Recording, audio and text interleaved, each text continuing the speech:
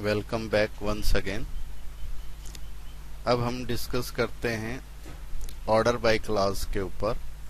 Order by clause क्या करता है, जो आपका कॉलम है, जो आपकी टेबल है, उसका कॉलम है, उसके रिजल्ट को ऑर्डर वाइज डिस्प्ले करता है, अर्थात असेंडिंग या डिसेंडिंग, यानी कि alphabetical order A to Z या जेड टू ए के रूप में रिजल्ट को दिखाता है।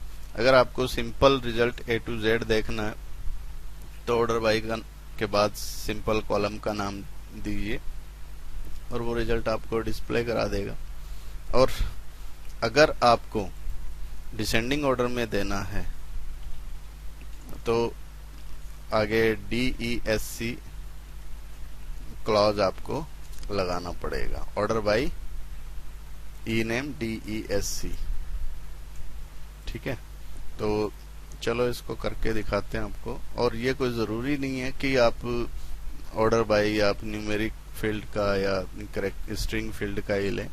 जो भी आपके पास फील्ड अवेलेबल है, चाहे वो डेट हो, चाहे न्यूमेरिक हो, चाहे वो आपका कैरेक्टर टाइप हो, आप उसको ऑर्डर बाय कर सकते हैं, यानी आप उसको असेंडिंग या डिसेंडिंग ऑर्डर के अंदर सॉर्ट कर सकते हैं। चलो MySQL में करके दिखाते हैं।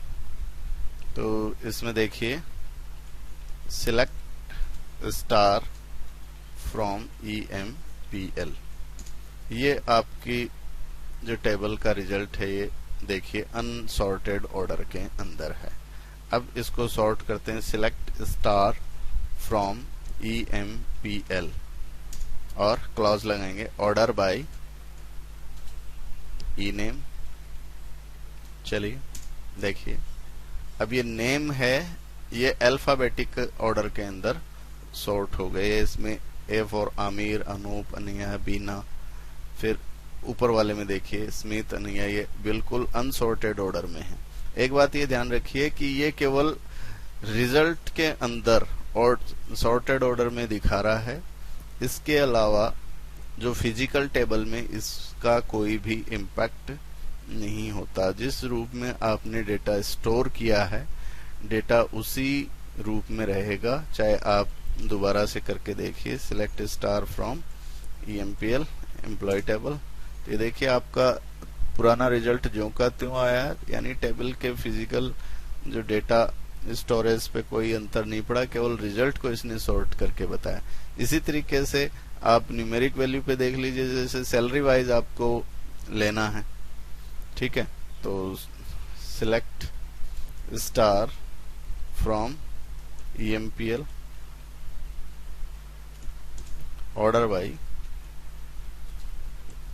सैलरी SAL, ये देखिए, तो सैलरी वाइज इसने डिसेंडिंग ऑर्डर में असेंडिंग ऑर्डर में दे दिया है। सबसे कम सैलरी उसकी है वो पहले आ गया, सबसे ज्यादा सैलरी है उसकी वो लास्ट में आ गया। इसी को अगर हम उल्टा करके देखें तो select star from EMPL, select star from EMPL order by sal, और डिसेंडिंग ऑर्डर के लिए DESC क्लॉज का प्रयोग करते हैं।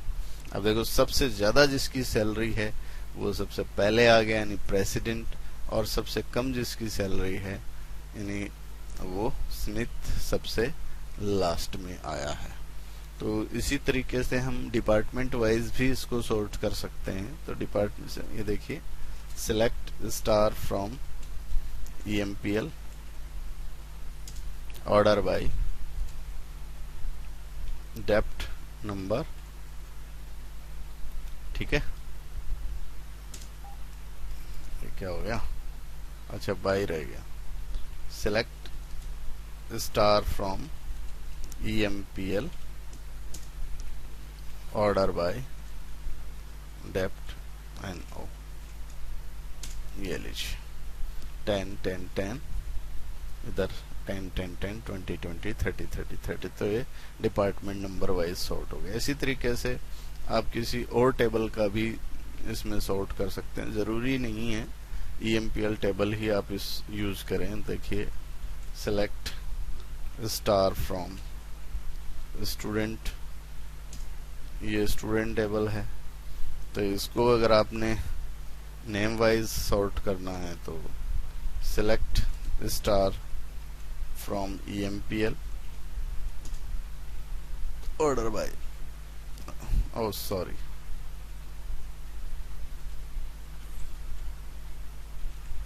दोबारा मैंने वही कर दिया, select star from student order by name.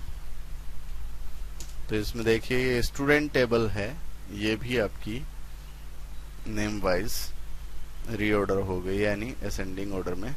Name wise भी आप डिसेंडिंग में कर सकते हैं। देखिए select star from student order by name DESC, ये लीजिए Z to A to Z, Z to A। तो इसी तरीके से आप इसका इस्तेमाल कर सकते हैं। धन्यवाद।